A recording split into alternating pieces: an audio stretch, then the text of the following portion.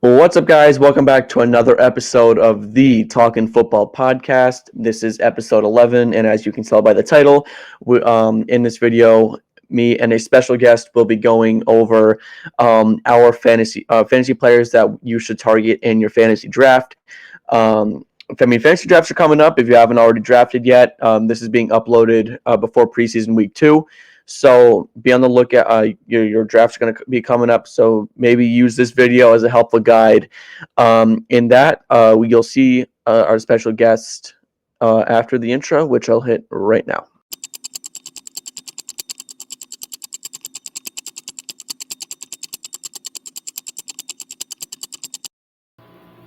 All right, so we are ready to rock. But before we do that, let me show you our special guest, Logan. Welcome to the podcast. Welcome to the Talking Football podcast. Know you've been a big fan for a while. Thank you for coming on. How do you feel? I feel great, man. Thank you very much for having me. Again, big fan. But now it feels great to be here, state my fantasy opinions, and I've been playing fantasy for a good amount of time, so I'm ready for this. Oh yeah. So if you guys have any questions, I would definitely be asking this guy. For me, he's a fantasy pro. He knows exactly what he's talking about. So I would definitely listen, and I would start listening right now when he starts talking about Isaiah Pacheco. Logan, why do you like Pacheco so much? Pacheco, ever since he got drafted in the seventh round, first of all, great story for Pacheco. Seventh round draft pick, was playing to maybe be a bench warmer at best, turns into the starting guy in year one and goes on a tear. When you're in the best offense in the league, in my opinion, Patrick Mahomes, Travis Kelce, the acquisition of Xavier Worthy and a bunch of other guys, Pacheco just fits right in my opinion. And Mhm. on my rankings, RB9 right now, but I think he can be a top 5 running back. Yeah, I agree with you there. I think Pacheco has a bunch of upside, especially in this offense where receivers aren't really great, in my opinion. I mean, other than Kelsey, there aren't a lot of options there, but Pacheco is a safe option, in my opinion. He can go as early as the second, as like the middle second round, in my opinion. He's like a reliable option, good for 10 to 12 points a game, but he always has that 37-point game on my bench. That just always happens. Yeah. But yeah, I agree with you there. I like Pacheco a lot. I think he's a great option. I think good value running back in like the late second, early third round. Uh, Yeah. for me, I also like another running back. I like Aaron Jones a lot, and Aaron Jones is who was just with Green Bay for the last couple of years. Now he's with NFC North rival. Now he's with the Vikings, and I think this is a great change for him. Jones is going to get a lot more touches now. I think not just red zone touches, but just touches in general. With a quarterback situation that we don't really know what's going on yet right now in Minnesota, Jones could get a lot of volume right now. And right now, with his current draft value, he's right now looking in the middle of the fifth round as like the earliest that he might go, and that's great value, especially when JJ McCarthy might come in and they might want to run the ball heavy like they did with him in Michigan. Yeah, I 100% agree. Aaron Jones been a fan of him ever since he, became a thing in Green Bay. On my rankings, RB18, but I think, and I've talked about this with a lot of other people, if he can stay healthy, and that's been the issue for Aaron Jones his last few Mm. seasons, injuries have tormented him. But I think with a good, healthy season in Minnesota, they got good line, good pieces in the offense. If JJ McCarthy can settle in nicely, get Aaron Jones involved, I think that or Sam Darnold, that is. Not sure who will start week 1, but if he can get settled in, I think he's going to be great for fantasy. Or high end Yeah, absolutely. RB2, low end RB1 at best. Absolutely. Here's another running back that Logan likes and that I don't mind. I think he's pretty good. Here's Ricard White. Tell him, Logan. Ricard White. This guy, I love Ricard White. I had him last year in a couple leagues. I was in PPR monster, first of all. He was involved. And I think that the upside is only going to go up from here. He's RB13 on my rankings, but I think he can fall into a range with Derrick Henry, Saquon Barkley, ranges with guys like that. Baker Mayfield loves him in the pass game. He showed us that last year. He can rip off big carries. We saw that last year. So I think with a little bit of development based on like coming off of last season, Ricard White's an RB1.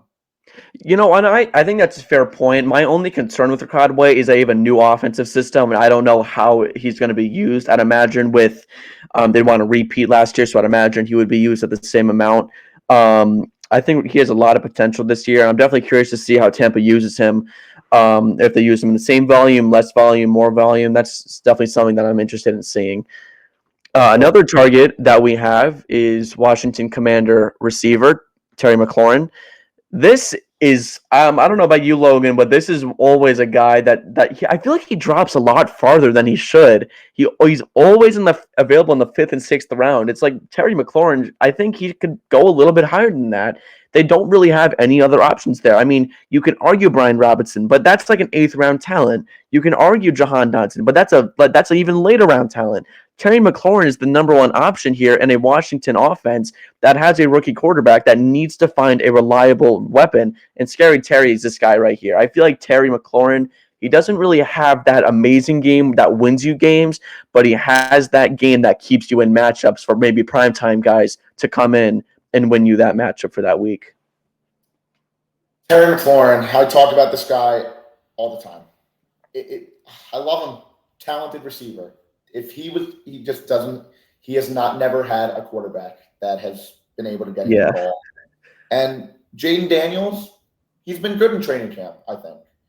I've watched the highlights. And, as a Giants fan, it pains me to see Terry McLaurin used the way he is. If he had a quarterback like Josh Allen or Dak Prescott, even like anyone that's not, Sam Howell from last year, he could be a wide receiver one. On my rankings, I have him wide receiver 30. The 30, reason, wow. the reason I just don't like the quarterback play. Jaden Daniels is a guy who is going to. Terry McLaurin is an unknown for me every single season. I'm Yeah, that's scared to fair. draft him, but I like your takes on it. He's talented. Jaden Daniels, maybe he'll prove me wrong. We'll see. But Terry McLaurin, I am very curious to see how he does. See, that's the thing. We're a little bit different here because if Jaden Daniels falls to me in a late round spot, I might have to pick him up here. So that's why I think we're a little bit different there with quarterback play. Transitioning to another weapon who has had terrible, terrible quarterback play and has just not been good fantasy wise for the last couple of years. Is that his fault? Is that not his fault? Maybe his coach's fault. We don't know. We're talking about Kyle Pitts.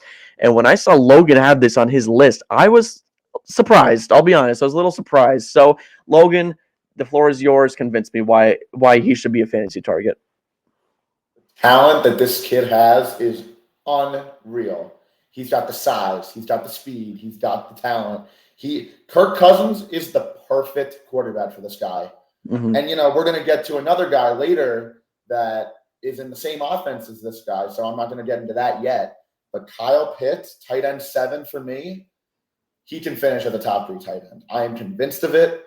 Everybody every year is like, take Kyle Pitts this in the 6th round, take Kyle Pitts in the 7th round. I am drafting Kyle Pitts whenever I can this year.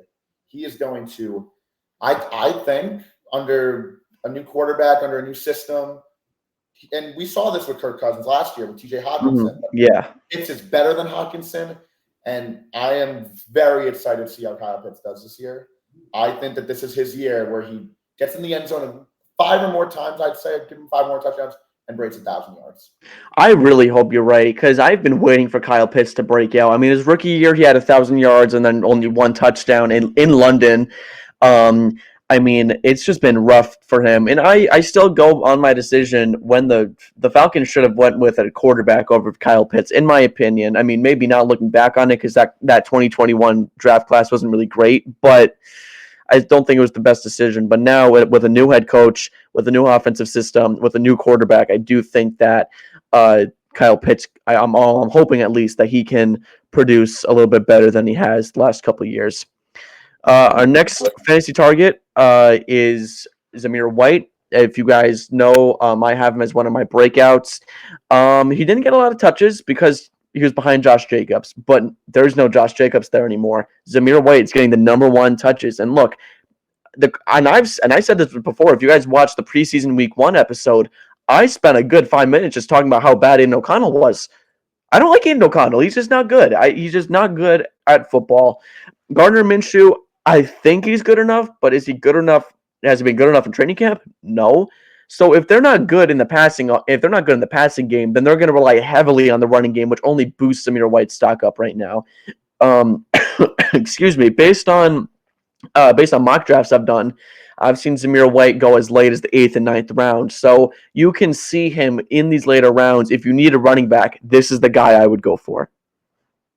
I 100% agree. I've been seeing Zamir White go pretty late, and I'm high on Zamir White. Sure, I don't think he has wide receiver one upside. I mean, I'm sorry, running back one upside, but running back two upside, I can 100% see it. High end RB two. It's just the Raiders' offense. It runs through Devontae Adams. It ran through Josh Jacobs last year on the ground game. But this is Zamir White's chance to show the talent he has. And, RB22 on my list, but I think he can finish. And he's behind guys like James Conner, Madre Stevenson, David Montgomery. But I think he can finish in that RB10 conversation if he is used correctly and if the Raiders can show me that they can actually get down the field on offense. Yeah, and I agree with that. I think he can be a really good value if the Raiders use him right. Joe Mixon's another fantasy target. I know, Logan, you like him. Well, my first year of fantasy, I had Joe Mixon, and he was great. Cincinnati Bengal, nothing but great he was. Did get hurt, but he's been off of injury recently, and Houston's the fit. Houston is the perfect it really is. CJ Stroud, sure, he had a great rookie year, but he can't throw every play. You're going to have to run. And Mixon is that guy who he averages a lot of yards per touch. He's a PPR machine. He can definitely catch some passes out of the backfield. And RB14 on my list. But I think if CJ Stroud is healthy all season, if that Houston offense can be what it was last year, top 10 RB finish for Joe Mixon. I am very high on him. Yeah, and I had Joe Mixon my first year of fantasy. Actually, I didn't even draft him. I don't remember who had him, but I was texting him. I was like, I need Mixon before week 1. I need Mixon, and he's reliable. He's always been that way. Whether he's playing on a bad ankle or whatever, he's always been there for Joe Burrow and company in Cincy. And now he's here in Houston. And we saw Devin Singletary. He got a lot of touches with last year with the Texans, and now they have a more reliable running back in Joe Mixon. So he could definitely have a lot more touches. I'm definitely interested to see how his game evolves down in Houston. Next up, I have Devonta Smith as one of my targets. So this is kind of like an obvious one. This is like, oh, Devonta Smith, obviously you want to target him.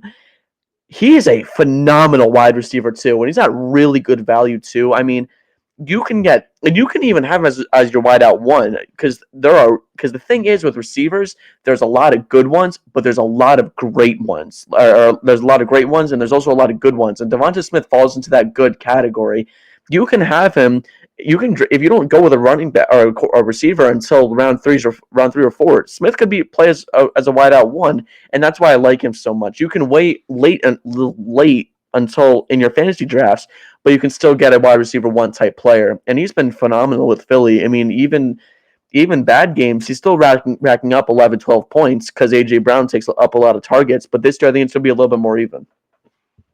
Yeah, Devonta Smith. Love talking about this guy. The talent's there. He has shown, and I think on a lot of other teams, he could be a wide receiver one. It's A.J. Brown is clearly wide receiver one for Philly, but if A.J. Brown, suffers maybe an ankle injury, there is Devonta Smith as like a top 5 guy for that week, depending on the matchup. There's so many good wide receivers in the NFL, and especially for fantasy. Putting Devonta Smith as wide receiver 22 is very hard to do. But one of the reasons is because he's the second guy, and Jalen Hurts. The thing about him is maybe one game it's all A.J. Brown. Maybe one game it's all Devonta Smith. Maybe one game it's all him on the ground, But yeah, Devonta Smith has the potential to break out this year as he already has. But I think that he can easily be a top 10 guy without a doubt. Yeah, I would agree with that. Let's move on to another receiver. You talked about a little bit when you were talking about Kyle Pitts. This is the other weapon in Atlanta. Talk about Drake London. Same situation with Pitts is London. He again talent through the roof. He's a pretty big guy for a receiver. I don't know his exact height. He's in the 6 feet. I'll tell you that right now. But when he got the ball last year, he did not disappoint. He Kirk Cousins. He's going from Justin Jefferson to Drake London. You're thinking, oh, that's a big drop off. But I think Kirk Cousins needs that big target, and I think Drake London is that. I have him as my wide receiver 12 this year. These rankings, by the way, are also subject to change. This is just like first thought for me. But yeah, I think Drake London is a ideal fantasy player if a couple things happen. Bijan Robinson's going to be used more this year. Hopefully, Kyle Pitts gets used more this year. But then there's Drake London. This Falcons team has so much potential in the future. It's unbelievable. I want to ask you something because I've seen like Yahoo has him high, and I know Fantasy Pros. I'm pretty sure ESPN has him high too. Where do you have Drake London on your draft board? Because I've seen him as high as like 19. I have him. 19 is actually very close to what I have him. I have him as 18. So, we're very similar on that. He is receivers are valuable this year. But you can this is why I personally think that Drake London is a mid to late second round pick. I don't think he should be falling to the third round. But yeah, pick 18 I think is where I would take him if I had the chance. So definitely a high value for Drake London this year. All right. Well, I don't believe in Drake London that much, but you know what? Maybe I'll take your advice because you always do well in fantasy every year.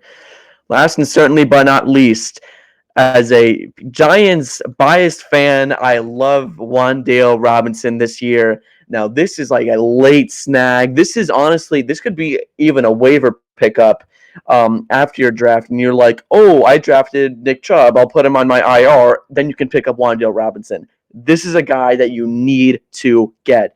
He has so much potential for this season, and yes, part of it is because of this logo on my hat. That's part of it. I'll be honest.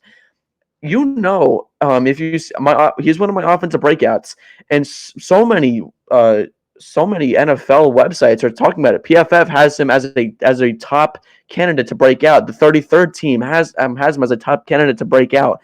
He has all the tools to break out. In training camp, Daniel Jones and Drew Lock and DeVito, they've been hitting him underneath.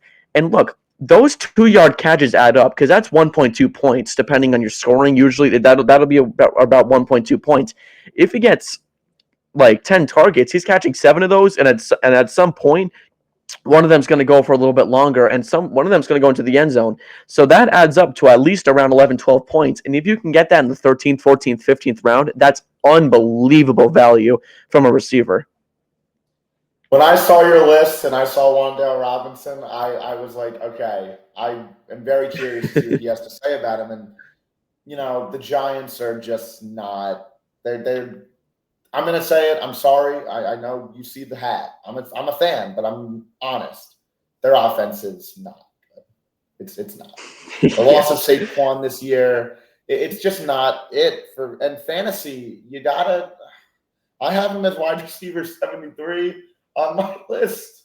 I'm sorry. 70. Well, yeah, that makes sense. That makes sense. For the disrespect. But I think – and the screen passes. And he even gets used in the run game now. And if Devin Singletary or Tyrone Tracy or Eric Ray doesn't pan out, you got Wan'Dale. Could get him into a somewhat Deebo Samuel role. But I think he can definitely break out this year. It just depends on Daniel Jones. I don't know. The only Giants receiver I can trust is Malik Nabers for me.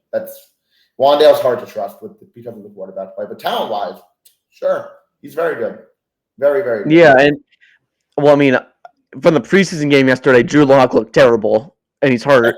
So, we're kind of out of luck there. If Jones doesn't pan out, then even if DeVito's playing, he played well with Wan'Dale against Green Bay in that Monday night game. So we could see that. All right, that's how we're gonna end this episode. Logan, thank you so much for coming on. You will definitely be coming back. This was very fun to record. court. I'll be honest. Thank you very much We'll, for having me. we'll, I we'll really definitely have him appreciate it. back. We'll definitely have him back. Hope you guys enjoyed this episode. Be sure to like, be sure to subscribe, comment what videos you want to see next as we get closer to the NFL season. And we will see you guys for episode 12. I don't know when that's going to be. Just check the schedule. Just do that. Whatever. All right. We'll see you guys.